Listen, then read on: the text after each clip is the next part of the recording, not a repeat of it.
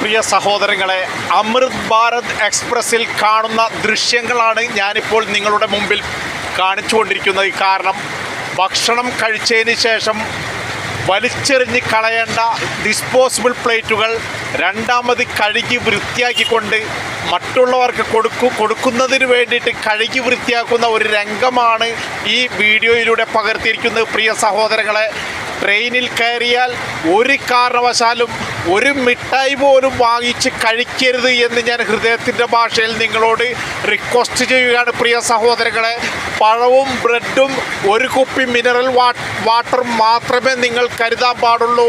ട്രെയിനിൽ കയറിയാൽ ട്രെയിനിൽ ഒരു ഭക്ഷണം പോലും കഴിക്കാൻ പാടില്ല.